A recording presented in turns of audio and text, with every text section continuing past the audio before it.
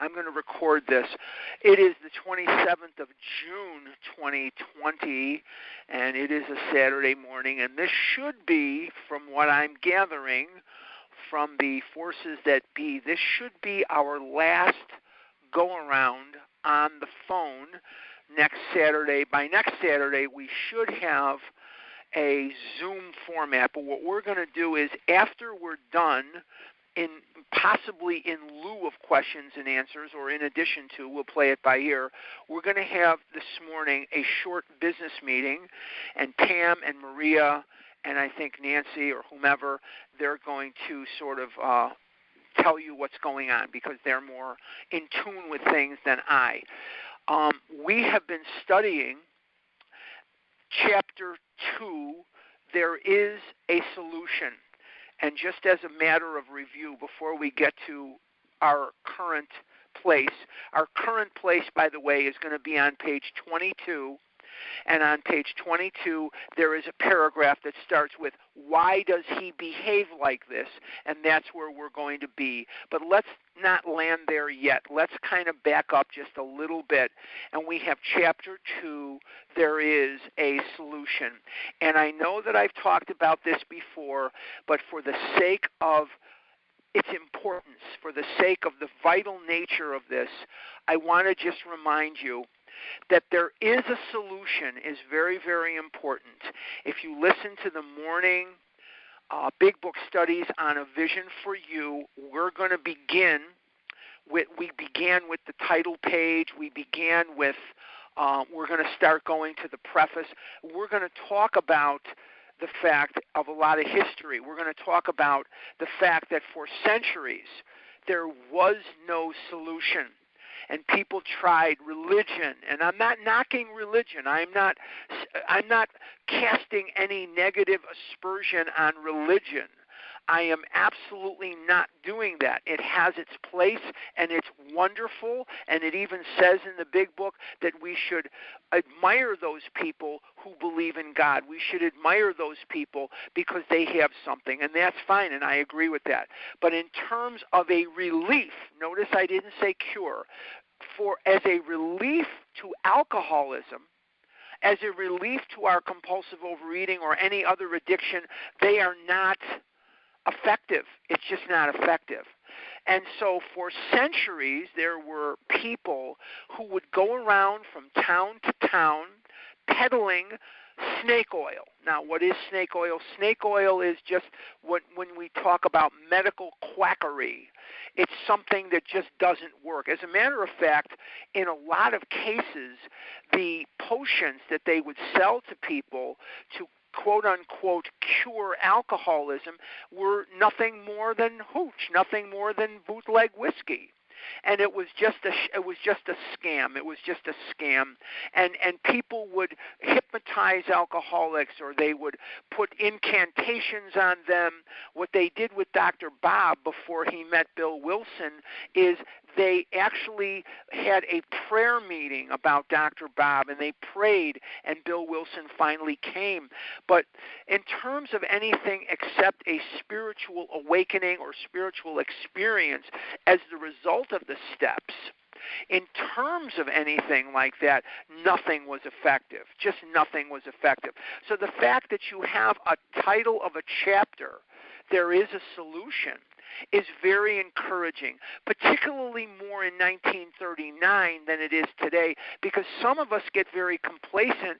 We get used to the fact that everywhere you look, there's another location where there's a 12-step program. And if that isn't enough, because of the coronavirus, we now deliver 12-step meetings right to your laptop or right to your desktop or your smartphone, because now you have not only an abundance of meetings that are face-to-face. A lot of them are obviously shut down for right now, but now on your laptop, your smartphone, your desktop, whatever you're using, whatever format you're using, we're delivering meetings right to you. But sometimes we lose sight of the fact that that was far from always the case. So take a minute if you can during your day, during your week, to thank your higher power for the abundance of opportunity that we have to recover. We have podcasts and we have all manner of websites and just lots and lots of ways to connect with recovering people. But in 1939, sadly, that wasn't the case. And prior to 1939, those opportunities to gain any type of relief were just not there. So thank you, God, that we have a way out, that we have something we can do that will give us relief from a seemingly hopeless state of mind and body. And when I look at the title of the chapter and I put the emphasis on the A, it gives me hope and direction. Now, this is strictly speaking for me. I am not telling you what you should do. I am not telling you that there's only one way out. I'm strictly speaking for me. And when I look at the title of the chapter, there is a solution. It makes it simpler for me. One of the things that I've always had trouble with, one of the things that I have struggled with is making decisions. I've always had a hard time making decisions. And so what I would do is I would abdicate any type of responsibility to someone else. I did that in my marriage. I was married for about 17 and a half years. We were together 18 and a half years. And my ex-wife, her name is Esther, and it still is. I let her make every decision. Now, why did I let her make every decision? Not because I'm such a gentleman, not because I'm such a nice guy, not because of anything, altruistic or pleasant. I let her make every decision out of fear because I didn't want to be responsible for any decision going wrong. And so I would allow her to make every decision. So when you give me a title of a chapter, there is a solution. It makes it so much easier for me. Now I don't have to decide between column A and column B and column C like you would in some restaurants. I can just move forward with my program of recovery. Now again, the chapter starts out talking about the fellowship of Alcoholics Anonymous. And one of the things that I believed with all my pure heart was that these ideas that I had about food, these behaviors that I had around food were unique and secret unto me. It never really occurred to me that there were people who thought about food like I did and who behaved about food like I did. I knew other people that were overweight, but they were not as overweight as I. I knew other people that were more hooked into food. I called them foodies, but I didn't have a name for it, but I knew that somehow, some way I was different. And in my ego, in my disease, in my ego, I will never see things right. I will either see that I'm better than you, or I will see that I'm worse than you. And I have a judgmental mind. And when I look at you and you're reasonably attractive or reasonably of a normal weight, it never really occurs to me that you can know my pain or that you could understand what it is that I'm going through.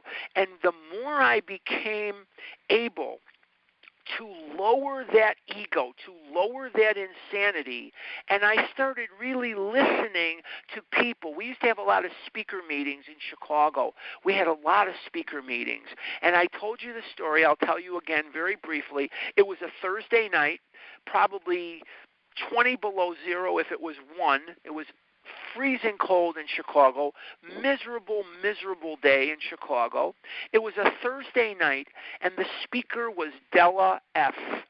She wouldn't mind me telling you that. She was the speaker at Swedish Covenant Hospital on the north side of Chicago, around Foster in California, and I didn't live too far from there, so I went to those meetings. And she had a Cadillac Sedan DeVille parked in the parking lot. Brand new Cadillac, man. It was gorgeous. And she had jewelry and gold, and she had dresses that cost more than I had, in the bank account or whatever. And I thought to myself, what do I have in common with this person? She was married. She was a Roman Catholic housewife on the north side of Chicago. And she had a 3-year-old and a 5-year-old, which meant to me that she had had sex, which I had never had at that point. And so I figured, well, why would I want to listen to this person? And then she spoke. And she talked about buying the Halloween candy twice, and a third time, and a fourth time. And she didn't know how she was going to hide the expense from her husband. And then she talked about baking a cake for a friend's birthday and getting up at 2 o'clock in the morning to lick some of the frosting, and she ended up eating the entire cake. And then she had to go, this was not in the days where 24-hour grocery stores were very prevalent.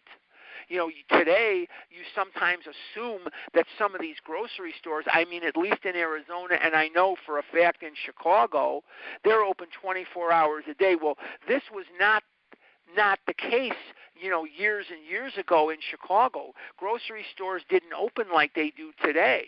And she had to get ingredients and rebake the cake, and she knew that her husband knew that she had already baked the cake. So she had to make up a lie and tell him that it fell on the floor or something. I don't remember exactly what she said. And for the very first time in my life, I understood that just because you don't look like me, and just because you may not be my gender or my age group, and just because you may not have the same religious background as I, just because you may not have the same ethnicity or race as I, that you are me and I am you. And so for the very first time in my life, I began an understanding that there was not only hope for me, but there was a home for me, and that home is in Overeaters Anonymous. And why is that my home?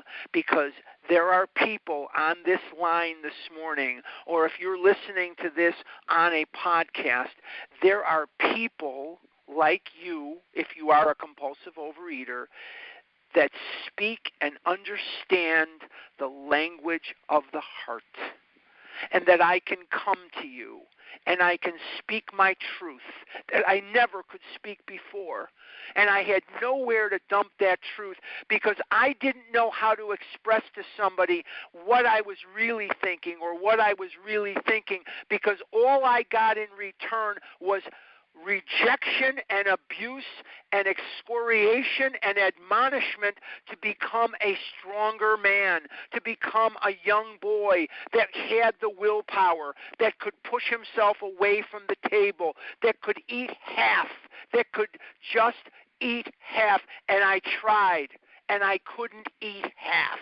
I couldn't push myself away from the table. And I tried, and with tears in my eyes, I would run and I would say, God, please take my life. I can't live in this world with the food, and I can't live in this world without the food.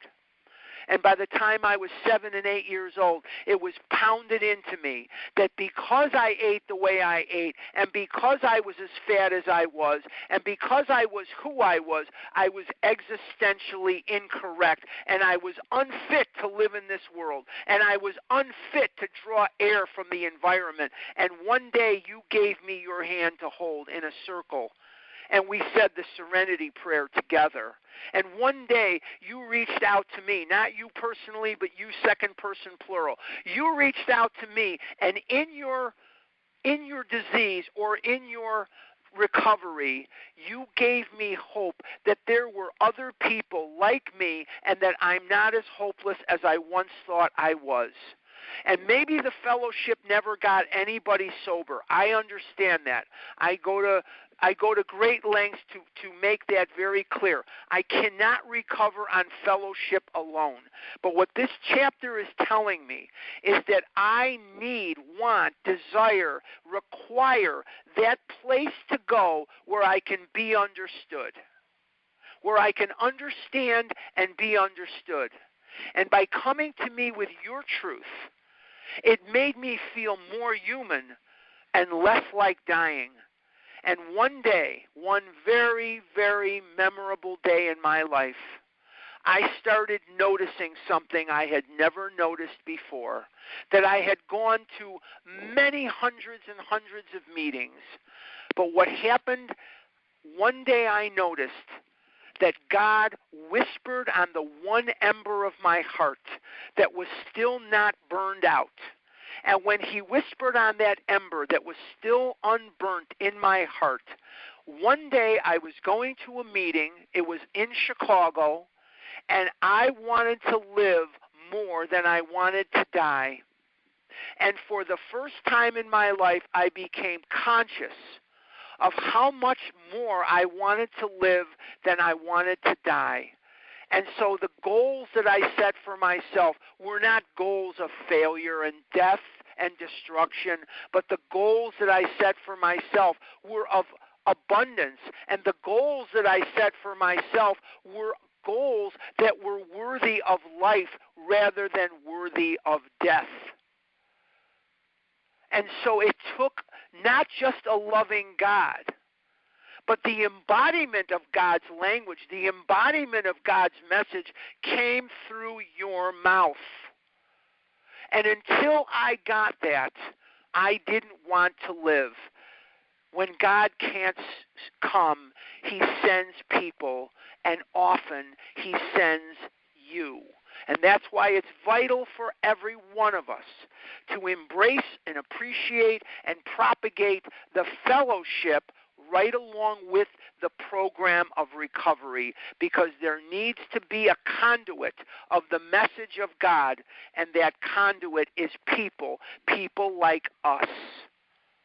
There is no more you and me. There is no more them and me. And that's how I went to meetings for years, because I was 30 years younger than anybody in that room, and I was hundreds of pounds fatter than anybody in that room. And now it is us. We speak and understand the language of the heart. And that's the most beautiful thing in the world. We also talk about on page 19, we feel that elimination of our drinking is but a beginning. Now that is a very, very important sentence there. We feel that elimination of our drinking is but a beginning means that we're going to have to work the rest of the steps.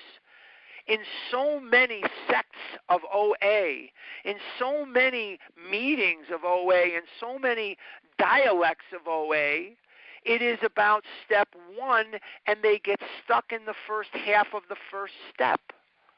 I don't want to be critical. I'm just saying this is what I'm observing.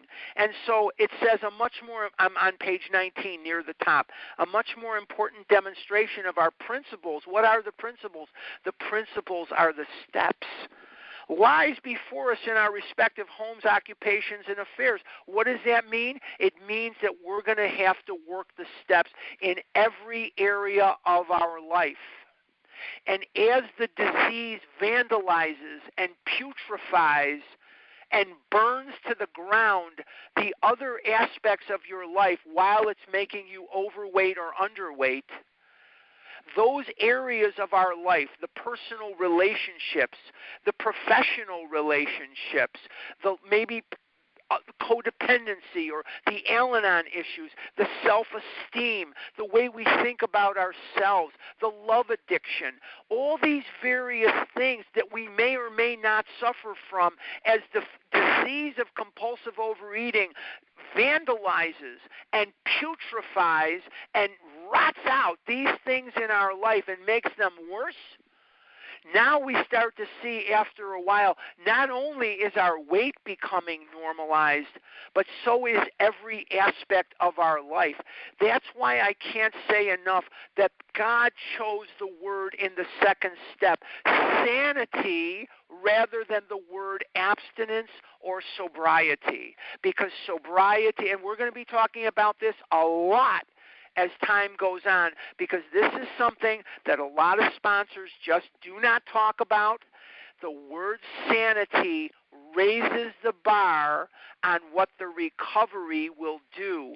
And as we practice the disease, and the disease putrefies and vandalizes and destroys every aspect of our life, the recovery remodels, reconstructs, and reconfigures every area of our life. I didn't come here to escape from low self-esteem, but I like myself today. And why do I like myself today? I like myself because I don't lie to myself anymore. I don't disgrace myself, and I don't blame myself that I was caught at McDonald's, or I was caught at the bagel bakery, or I was caught at the Burger King, and somebody saw me in there, and I feel like dying over the guilt and the shame and the remorse, and the only one I have to blame is myself. I don't lie to myself today. I don't put myself in compromised situations. And I do self-esteemable activities. I help others to the best of my ability. I am of service to the sick and suffering.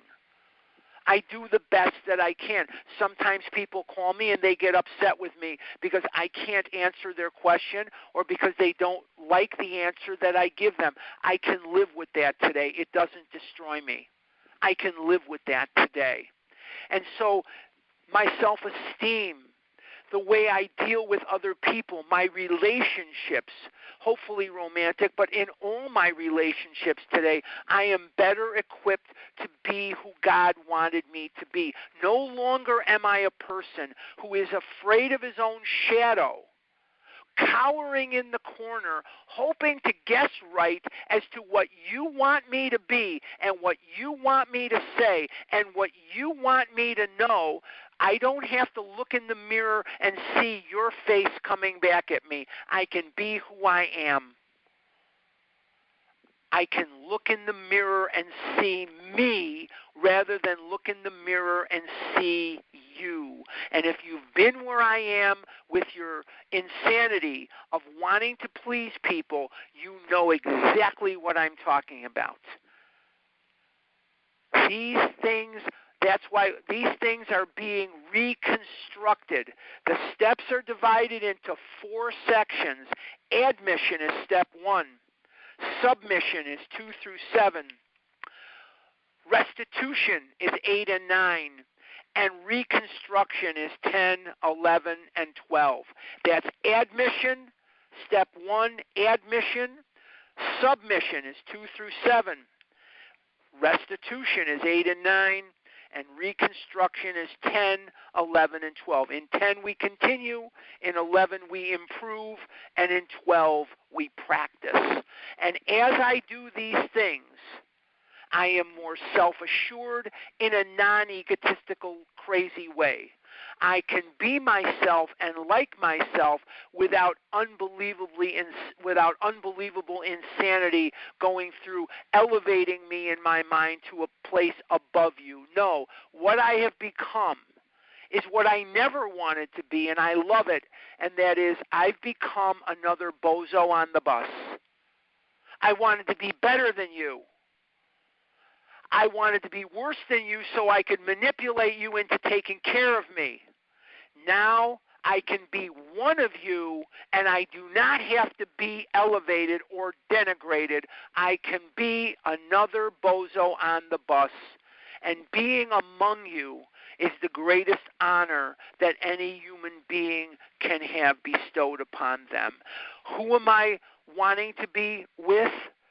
You, the fellowship of the Spirit. And I want to trudge that road of happy destiny with all of you. Trudge means to walk with purpose. To walk with purpose. Let's continue, and we'll get to where we're going to start today. We're looking here at page 20, or excuse me, the bottom of 19. We talked about the top of 19. Now we're going to look at the very bottom of 19, and it says here, most of us sense. When you see that sentence, that's where I'm going to be reading from. Bottom of 19, most of us sense that real tolerance of other people's shortcomings and viewpoints and a respect for their opinions are attitudes which make us more useful to others. See, there was a point in my life, and I see it today so much, and I just run from it. I run from it. You know, I have friends of mine, if you don't think about politics or you don't think about corona or you don't think about sports or women or men or whatever, you don't think like them, you're a dog, you're dirt. I don't have to live that way today. I'm not going through this insanity of you're either with me or you're against me. I don't have to do that today.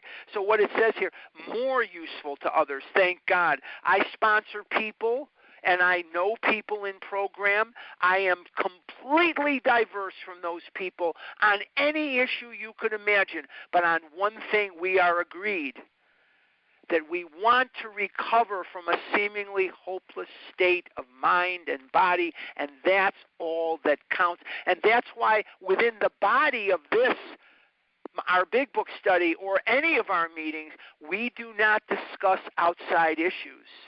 We don't discuss outside issues. We can discuss it before the meeting, we can discuss it after the meeting, but not during the meeting. You know, during the meeting, we don't discuss these things because these are things that separate us rather than joining us together. What's the first tradition is unity. Then it goes on, I'm at the top of 20.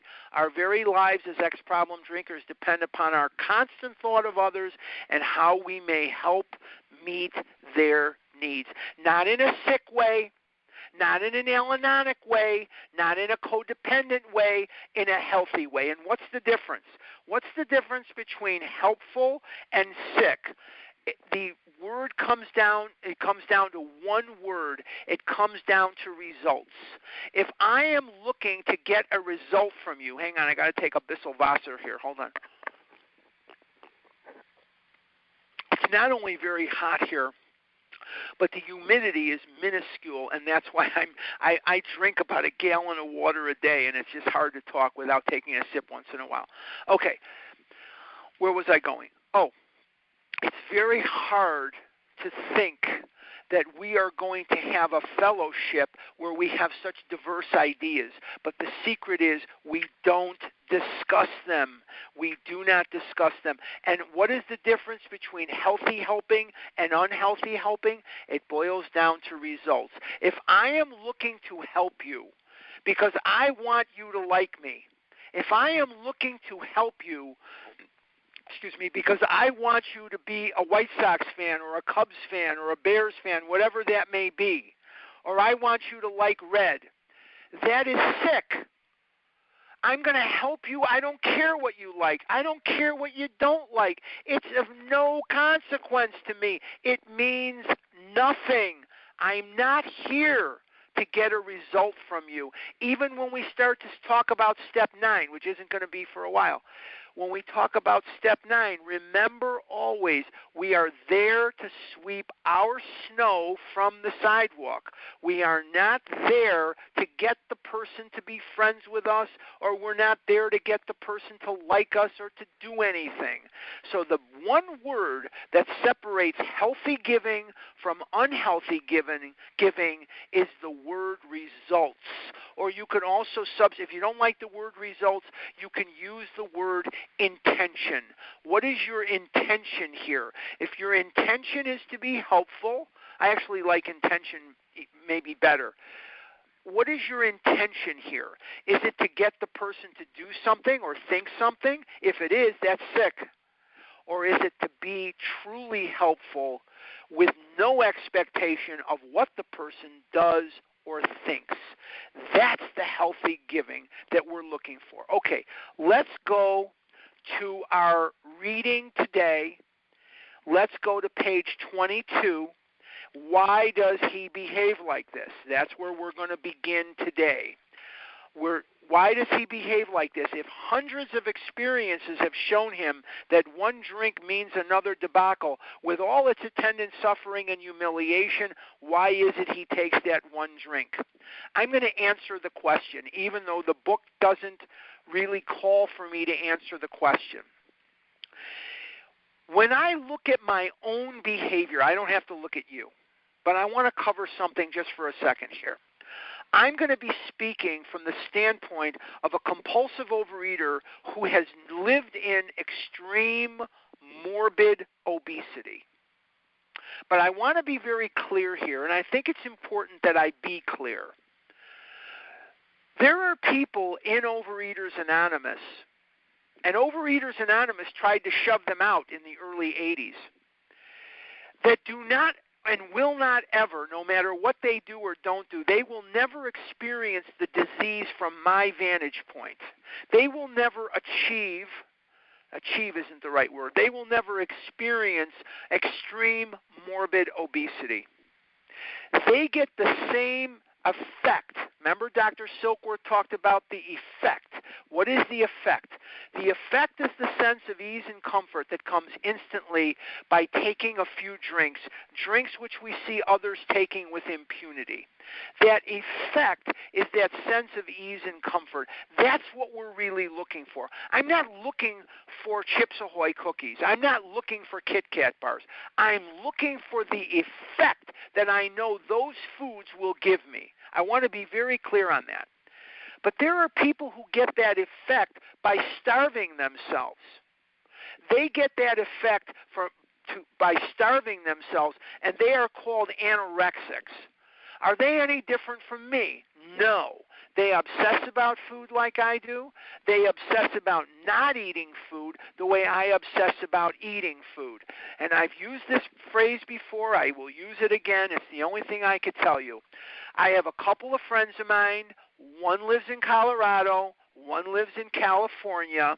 And if I brought them in front of you, you would think they were models or movie stars.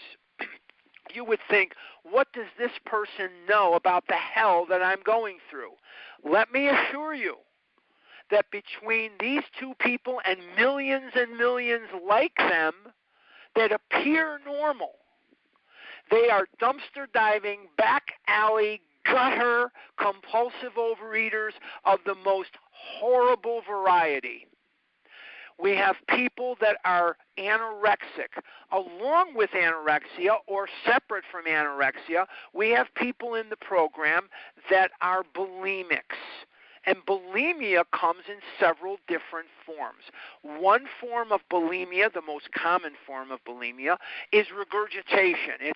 They eat massive quantities of food and force themselves to vomit the food up so that they don't gain weight. That is one classic form of bulimia. But one of the people that I spoke to you about that I think would be you'd think they were movie stars or models or something, she is an exercise bulimic. And for 7 and 8 hours a day, she would put her body through hell, exercising, running, doing whatever it is she does, to the detriment of her muscles, her skeletal system, her ligaments, her tendons. She would injure herself by over-exercising. That's one form of bulimia. That's two forms of bulimia, And then there's a third form of bulimia. There may be others that I don't know about. If there are, call me after we're done, and I'd be open to listening. Another form of bulimia is called laxative abuse. They will eat massive quantities of food, and then they will take laxatives to purge the food out of their body. So it doesn't matter whether you are a laxative bulimic, exercise bulimic, anorexic, or compulsive overeater that gets obese, or combinations of all these things. What you have in a lot of cases we have the pendulum that swings. The pendulum, it goes from one extreme to the other. And sometimes we as addicts go from one extreme to the other. But if we're looking at the sentence here, why does he behave like this? If hundreds of experiences have shown him that one drink means another debacle with all its attendant suffering and humiliation, why is it he takes that one drink? I can answer it in one word: effect. He or she is looking for that effect. What is the effect? It is the sense of ease and comfort that comes instantly by taking a few drinks. And when we're not drinking or eating or doing what we're doing, we are restless, irritable, and discontent. Throw in scared to death, guilty, shame-based, fearful, resentful. Throw in whatever you want to throw in.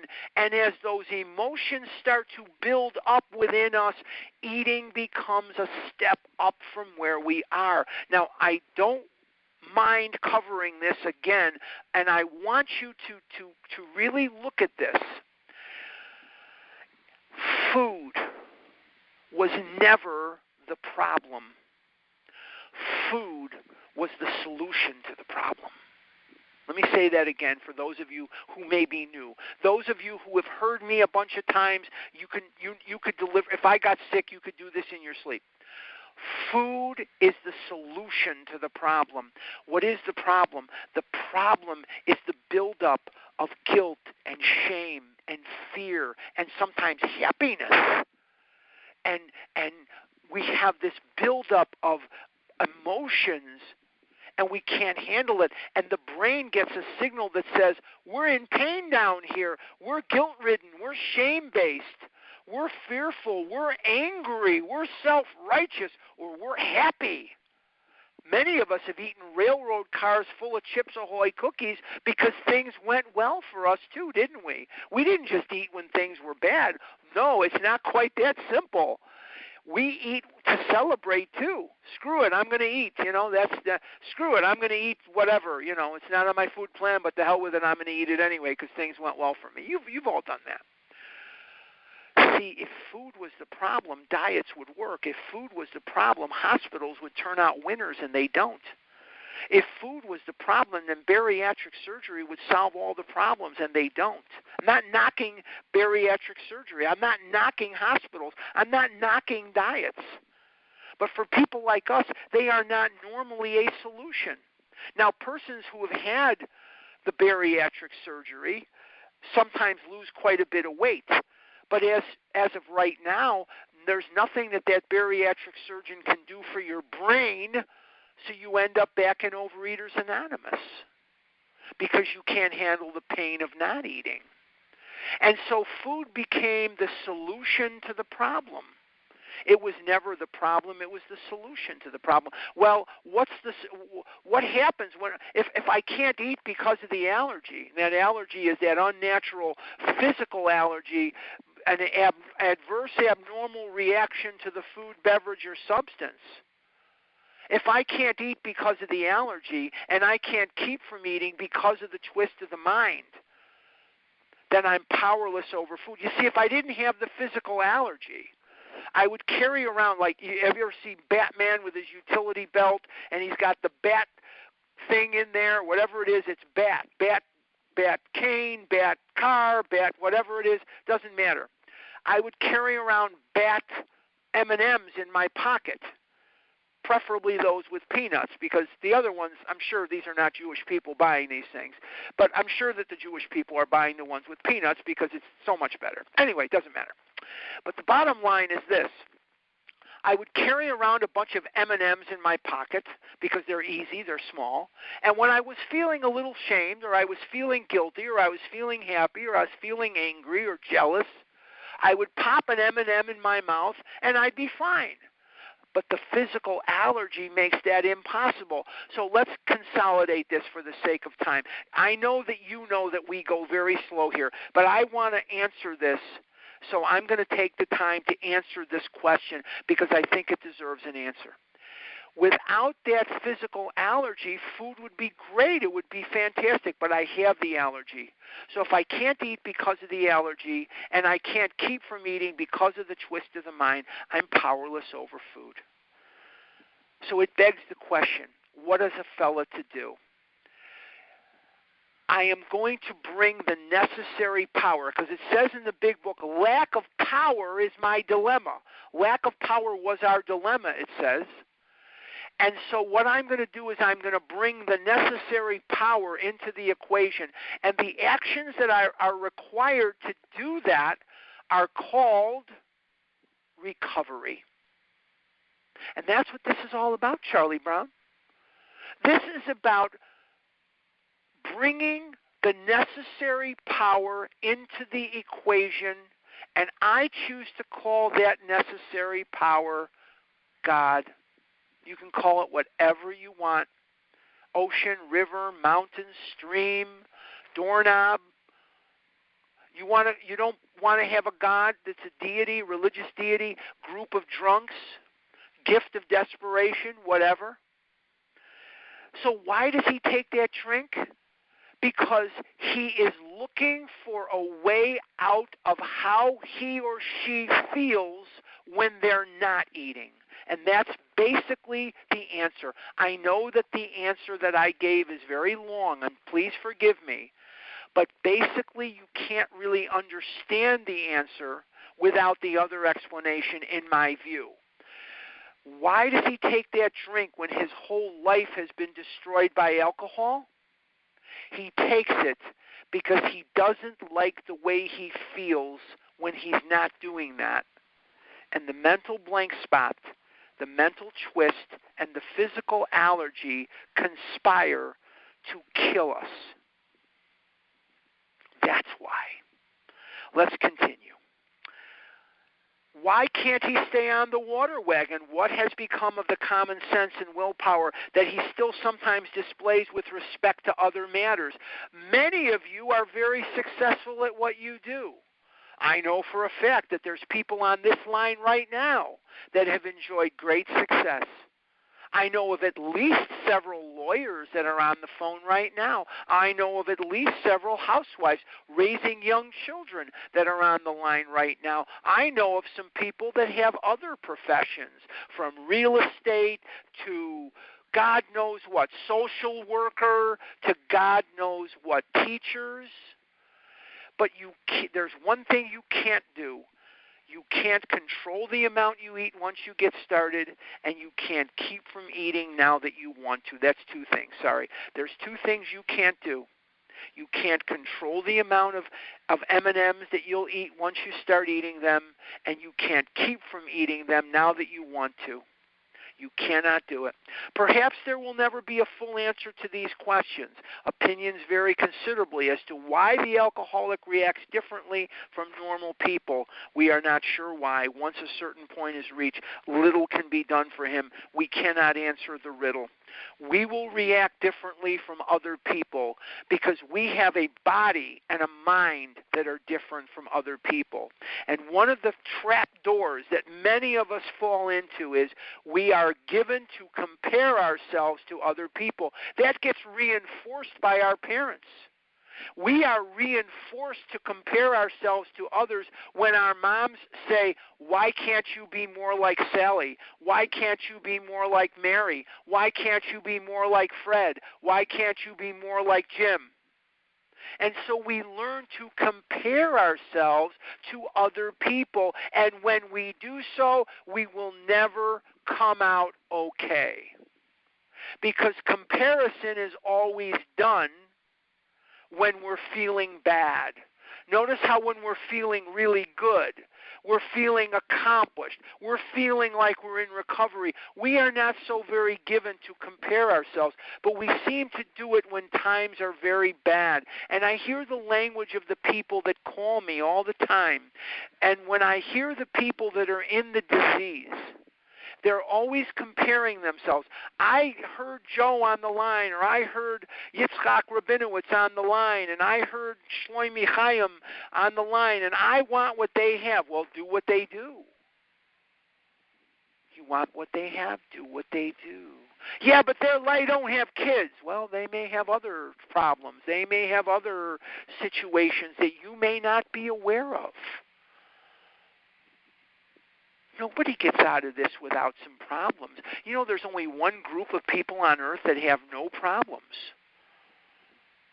there's one group of people on earth that have absolutely no problems. Of course, they're in the cemetery. Because if you are alive, you have problems. Little babies, you figure, what kind of problems could they have? Why are they crying if they have no problems? They're crying because they don't know how to express what they need, and they need something, and they don't know what else to do. They don't know what else to do. Like them, sometimes I find myself crying too. But the bottom line is, it's always going to be something. It's always going to be something. In Yiddish, we have an expression, a zoigatus. And what does a zoigatus mean in Yiddish? A zoigatus means it's always something. My mother used to say to me, a zoigatus mit you, my son. A zoigatus mit you, my son means it's always something with you, my son. Always something with you, my son. Bottom of 22. We know that while the alcoholic keeps away from drink, as he may do for months or years, he reacts much like other men. Notice it doesn't say he reacts exactly like other men. Look at that word. It's important. He reacts much like other men. And if you've been around dry drunks or dieters, as we would say in here, if you've been around dry drunks, they may not be drinking, but good Lord in heaven, I want nothing to do with these people. They are miserable bastards most of the time. They are jealous, and they're angry, and they're hate-filled because they don't have anything to take off the edge. So when it says, much like other men, point out to your sponsees that it does not say exactly like other men. Notice that word, because we are not like them. And when we get to chapter 3, which is the next chapter, we are going to read a sentence that says the idea that somehow, someday, we will be like other people, we will be able to drink like other people, has to be smashed. Substitute in for drink, think and act and react like other people has to be smashed. So this word much is very, very important, and God put it in the book deliberately. He didn't say, while we're not drinking, we react exactly like other men. He put much. Much means close, but no cigar. Close, but no cigar. And if you've been around dry drunks like I have in life, then you know, hang on one second, my fakakta allergies are acting up. Sorry. Just because we live in a desert, you think there's no allergies here? Ve'ez mir. I cannot begin to tell you the amount of Kleenex I have thrown away because the tears are flying down my eyes, and the nose is going, and the eyes are going. My God in heaven, it is sometimes a challenge. Okay, he reacts much like other men. I won't spend a bunch of time on this much, but I hope that if you are a sponsor and you're going through this chapter with somebody, that you point out the word much and notice it doesn't say exactly like other men or like other men. He wanted to put in that adjective, much. We are equally positive that once he takes any alcohol, whatever, into his system, something happens both in the bodily allergy, mental twist sense, which makes it virtually impossible for him to stop. Now, again and again and again in the book, we are going to get repetition. And the purest form of teaching, the purest form of learning is through repetition. That repetition is very, very important. This chapter is about step number 1. Let's not lose sight of that. We are in step 1. The doctor's opinion, Bill's story, although the second 8 pages of Bill's story is really more about step 2. But there is a solution, and more about alcoholism are all step 1. So we're still talking about the allergy of the body and the twist of the mind, and it gets mentioned over and over again. The experience of any alcoholic will abundantly confirm this. Now, I'm running out of time already. These observations would be academic and pointless if our friend never took the first drink, thereby setting the terrible cycle in motion. Now, the next sentence here is very key. Let's read it, and then we're going to talk about it, okay? Therefore, the main problem of the alcoholic centers in his mind rather than in his body. Now, we're going to talk about that sentence possibly for the rest of the time we have left. I'm going to try to finish the paragraph only because that's how I can know next week where to start. Anyway, the only step that deals with the body is step 1. The first half of step 1. We admitted we were powerless over food, new thought, and our lives had become unmanageable. Now, it is assumed that if you absorb step 1 into your soul, that you have put down the food. And if you've put down the food and you keep reviewing your food plan and you keep reading ingredients, that the physical allergy will not get triggered. My physical allergy has not been triggered in 21 years. The main problem of the alcoholic centers in his mind rather than in his body. The rest of the 11 steps, and half the first step, but the rest of the 11 steps are 100% dedicated to the mind rather than the body.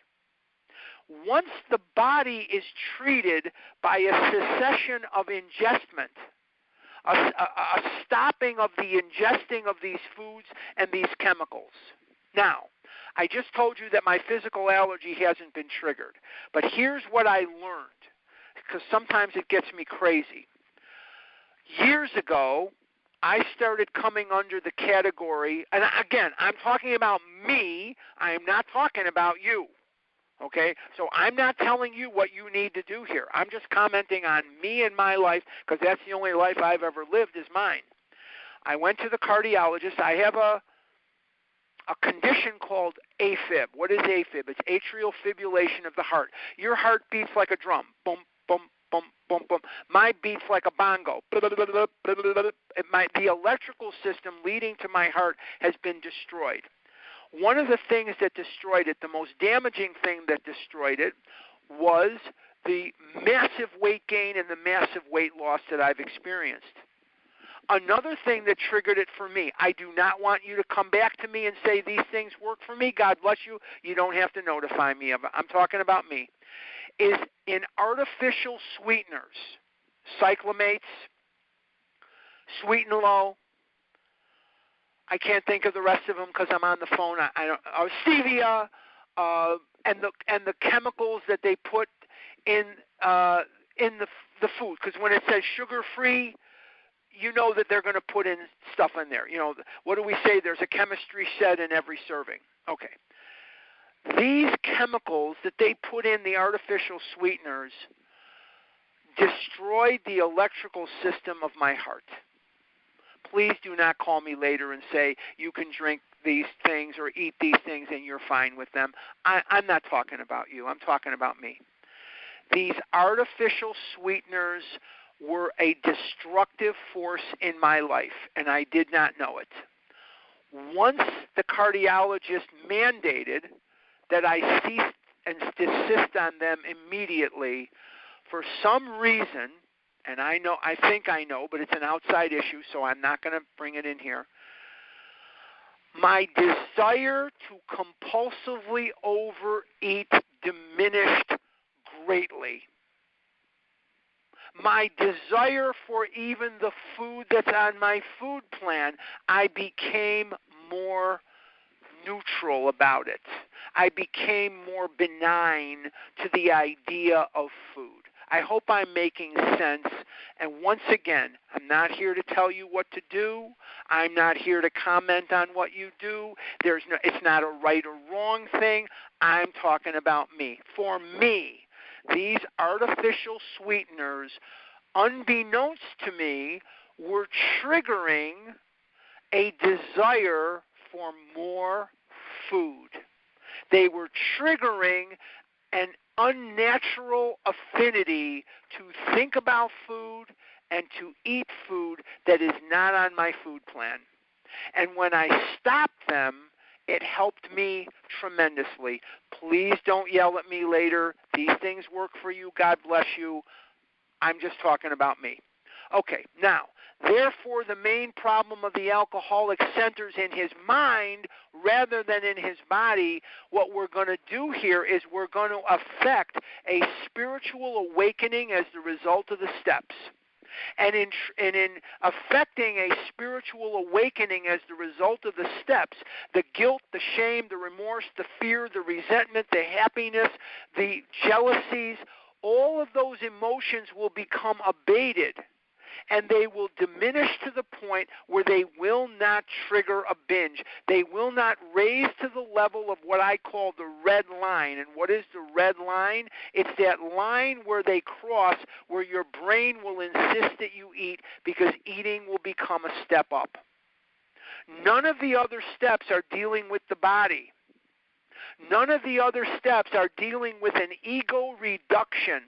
None of the other steps are dealing with the diminishment of these emotions that have been demanding food from the day you were born. And when these emotions abate, when these emotions diminish, the desire to kill yourself is simply not there with food, and sanity will have returned. This is a key sentence in the book. If you are sponsoring, please make sure that your sponsees see this sentence as being one of the keys to what this is all about. The body will become more normalized. If you're underweight, it'll be, you'll be at or approaching a healthy body weight. So if you're underweight, like I told you, my friends, they start to gain weight. If you're overweight like me, maybe not as much as me, but whatever, then you start to normalize. That's why we say in Overeaters Anonymous that the definition of abstinence is to abstain from compulsive eating and compulsive food behaviors, bulimia and those things, so that we're at or approaching a healthy body weight. This sentence is one of the keys to understanding what this program is all about. The program is about the mind, and the first half of the first step is about the mind and the body. But all the rest of the 11 steps center in treating the mind, treating the ego. If you ask him why he started on that last bender, the chances are he will offer you any one of 100 alibis. Sometimes these excuses have a certain plausibility, but none of them really make sense in the light of the havoc an alcoholic's drinking bout creates. Why would I do something like go to Kentucky Fried Chicken or go to, Chips Ahoy or go to Oreo cookies or whatever? Why would I do that? Why would someone who has known loneliness as unbelievably intense, why would someone who went on their first date as a 35-year-old, why would someone who didn't have genitalia, why would someone who was emasculated by the time he was 12, why would someone who lacked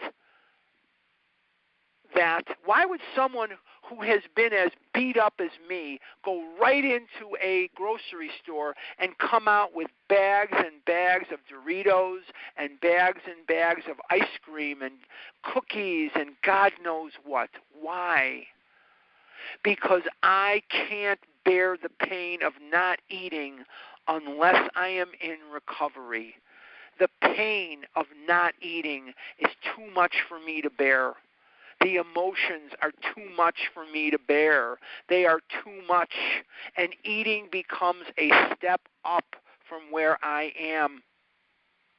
They sound like the philosophy of a man who, having a headache, beats himself on the head with a hammer so that he can't feel the ache. I'm feeling pain. It could be a Sunday. It could be a holiday.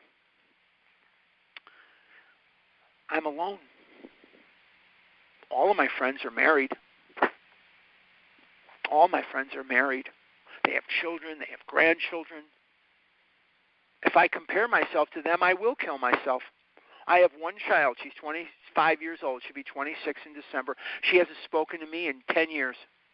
I wasn't invited to her wedding. I never got a chance to give away the bride. I never had a chance to see her in her wedding dress. I never had a chance to do any of those things. I wouldn't wish that on you. I wouldn't wish that on anybody. My wife threw me out like I was trash. She had already started a relationship with another man while we were living under the same roof. She was in a relationship with another man. I wouldn't wish that on you. I hope that never happens to you. That's a horrible pain. And now I'm going to go make it worse with Kit Kat bars and M&Ms and cookies? Yes. Because my brain will only be able to focus in on what those foods are going to do for me, and the mental blank spot will allow me to forget what those foods have done to me. I will not be able to conceptualize that Kentucky Fried Chicken will make none of those things repaired. It will not do one thing for me but make me fatter, and there's not a problem I've ever had. There's not a problem I've ever had that being fatter and eating more food couldn't make worse. Every problem I've ever had in my entire life was compounded by the fact that I was morbidly obese and eating and embarrassing myself with farting and pissing in my pants and crapping in my pants and not being able to say to the world, I am a man. I am a human being. I'm viable. I couldn't pay my own bills. I lied when the truth would have served me better. I ate food that I know was killing me, and I ate it against my will. I didn't want to be doing this. I needed to pay my taxes. I needed to pay the rent. I needed it to pay the electric bill, the phone bill, God knows what. I drove without insurance for years because I didn't have the money to buy the insurance, but I had the money for Chips Ahoy, and I had the money for Doritos, and I had the money for God knows what. That's where this disease took me. That's where this disease took me. And my brain could not focus on what it knew to be true, and that is this behavior is killing me. But I couldn't face the pain of not eating without eating. Does that make sense? If it does, you're in the right place. You're welcome to Overeaters Anonymous. Welcome home. I'm going to say that again. My brain could not conceive that the pain of not eating the pain of not eating was okay. I had to eat to stay free of that pain. And I knew that it was killing me. And I ate railroad cars full of Kit Kat bars to kill the shame and the guilt and the remorse of eating railroad cars full of Kit Kat bars. I was eating to kill the pain of eating. That is not a life that I would want for anybody. Like yourself, I sometimes see children. I see little kids, and they're morbidly obese. And their brothers and sisters or their friends are running way ahead of them playing a sport or doing whatever kids do. And they're bringing up the rear going, wait up, wait up. And that was me. And I cry for them. I cry for them. I know what they're in for. Not long ago, before Corona, this was way before, it was last summer actually, I was waiting in line at my local grocery store, and there was a woman with a set of twins and another girl, and they were waiting in line at the grocery store before me in the checkout line, and one of the twins and the other little girl were morbidly obese, and the other little girl who was one of the twins was normal body weight. And the mother had to be 300 pounds, And they were pulling candy bars off the rack, and they were eating them even before they were checking out of the grocery store. And one of the boys, the only boy, the twin boy, obviously his name was Jeffrey. And the little girl who was one of the twins took a candy bar and was not eating it, and the older girl and the twin, whose name was Jeffrey obviously, were eating the candy bars, and the mother was eating her candy bar as they were checking out of the store. The mother was putting through on the checkout thing the empty wrappers so that she could be charged for the candy. And the reason I know this little boy's name is Jeffrey is the little girl who's part of the twins said to him, Jeffrey, don't you dare take my candy bar later. I'm saving it for later. You always take my food. And my heart broke. I know what this little boy and this little girl are in for. This is a vicious disease. This disease doesn't care who it kills. This disease doesn't care what it takes from you. This disease doesn't care where it leaves you. This disease doesn't care. In the 12 and 12, Bill calls it a rapacious creditor. It's a murderer.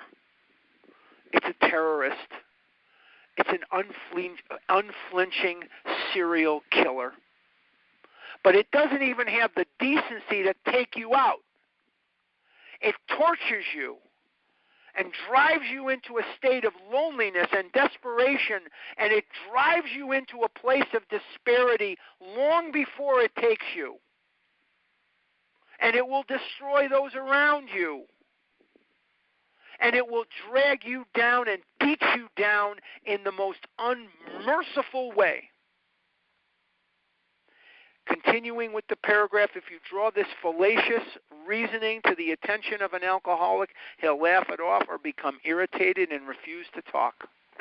Why would I talk? I know you don't understand me. I'm tired of talking to doctors who've never been a compulsive overeater. I'm tired of talking to teachers and rabbis and people who are not afflicted with this and try to explain what this is. I'm not doing that anymore. But I have a place to go. I have a place to go, and that place is you, where you speak and understand the language of the heart. And you don't sit and tell me to get more willpower, and you don't sit there and tell me that it's important that I keep a picture of something I want on the refrigerator so that when I go to the refrigerator, I'll see the picture and I won't eat the food. Now, what kind of stupid idiot would tell a kid that's 15 years old, 16 years old, and I was hospitalized with dysentery from eating spoiled food? That's how I got dysentery. I ate spoiled food. I was 15, 16 years old when that happened. I wasn't even driving yet, so I had to be 15. That's what happened to me. The main problem of the alcoholic centers in his mind rather than in his body, because without the mental thought, the food isn't going in my mouth. I can't pick up this water cup. I have a water cup here. It says Scottsdale Healthcare on it because that's where I had my joint replacements. It's a really good water cup. It's plastic. It's pretty indestructible, and it holds like 32 ounces of water. So I put my water in here when I'm working or when I'm doing these things. But I can't even pick up this water thing without thinking about it first. And everything is centered around the mind. All of the 11 steps beyond step 1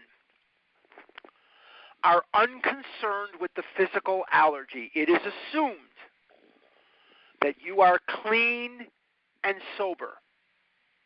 It is assumed. If you're still drinking, you're on step 1. A woman called me up not long ago. She's still eating, but she's on step 4. And when I said to her, if you're still eating, you're not on step 4, you're on step 1, she became very, very upset with me. Very upset. She said, my sponsor said, I don't have to be abstinent till I'm done with step 4. I said, okay. All right, whatever. Okay. Who's your sponsor? Attila the Hun? I don't know. I don't get it. But that's okay. But the bottom line is this. Everything that we're going to endeavor to do, everything that we're going to be talking about beyond step 1, the first half of the first step, is going to be about step 1. Going to be about the mind rather than the body. Okay, it's going to be about the mind rather than the body. So we're going to be talking about things that are going to lower the level of emotions. And when the mind is comforted, when the mind is settled, the food will not go in the body.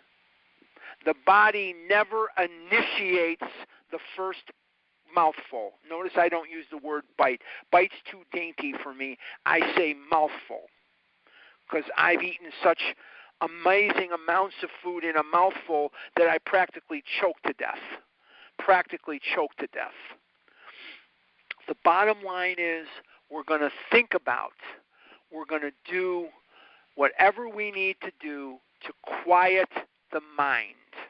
Okay, we're going to be done for today, and we're going to now transition into questions and answers, but I think what I'm going to do is stop the recording.